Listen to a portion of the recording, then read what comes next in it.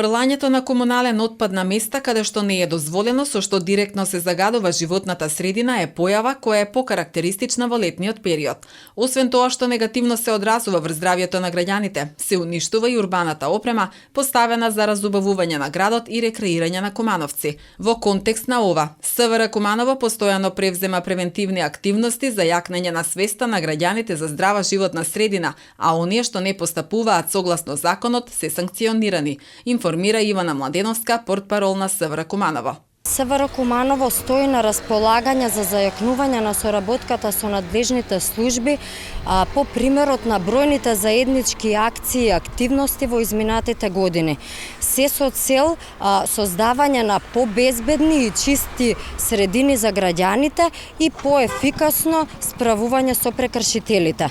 СВР Куманово упатува апел до граѓаните да се однесуваат совесно, да не го загадуваат речното корито и да не вршат палење на комунален отпад и на сува трева, бидејќи со тоа го загрозуваат здравјето и го загадуваат воздухот, со што може да предизвикаат и посериозни последици. Согласно законските одредби, пропишано е каде и како се складира комуналниот отпад и градежниот шут. Заради се почестите забелешки за учеството во сообраќај на мотокултиваторите кои што го транспортираат отпадот, СВР Куманово ги информира граѓаните и возачите на таквите превозни средства дека лице кое што управува со мотокултиватор ќе биде санкционирано доколку не поседува важечка возачка дозвола почнувајќи од најмалата категорија. А за да се добие таква возачка дозвола, треба да има наполнето 16 години и да го положи возачкиот испит.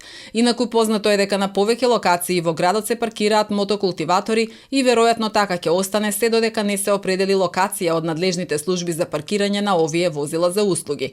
Секторот за внатрешни работи Куманово очекува дека во скоро време ќе се обезбеди простор каде што ваквите превозни средства ќе може да бидат стационирани, што ќе придонесе за целосен увид и контрола дека тие правилно го одлагаат отпадот на местото кое што е определено за таква намена. Граѓаните кои што го вршат транспортот на отпадот со мотокултиватори сакаат да си останат на истите локации како и досега, но имаат забелешки во однос на цената што ја плаќаат за депонирање на отпадот и шутот на депонијата Краста. Бараат од надлежните двојно намалување на цената за тон отпад. Ние сите си имаме наши паркинзи кај што треба да се паркираме, неги сите муштерии што нас не знаат во таа околина и затоа ние сакаме да се останеме таму каде што сме, за да нашите муштерии да доаѓаат и да не земат да може да работиме, да живееме. Плаќаме ние во депонијата Краста кај што е тука кај нас во Куманово, значи мора да кажам дека превише е скапо. Значи ни земат од 200 денари од тракторот, значи тоа многу. Значи од тон, значи порано беше 50 денари 100, значи јас ќе замолам ако може да се намали тоа за да не биде и за нас поубаво. Значи ние не заработуваме. За нас да ни остане. Не заработуваме повеќе него само едно парче лепче. Можда денеска ќе направиш 2-3, а можда ни една. Ќе си одиш така, нема да се деси некој пат ништо да не работиме, си одиме така без ништо и тоа. Може ли да се живее, да се преживее месецот само со заработка? Гураме оно може и не може, за нас све едно, ми сме навикнали више на тој ни. Покрај ова имате ли друга работа? Не.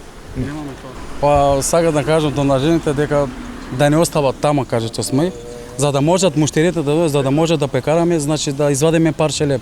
СВР Куманово подсетува дека мотокултиваторот се регистрира еднаш, но доколку има промена во сопственоста или адресата на живење, потребно е повторно да се регистрира. Во случај мотокултиваторот да не е регистриран, тогаш се одзема од сопственикот. Исто така, возачот во моментот на управување треба да поседува важечка полиса на осигурување. За сите неправилности се превземаат мерки согласно законските одредби, како и за другите учесници во сообраќајот, информираат од СВР Куманово.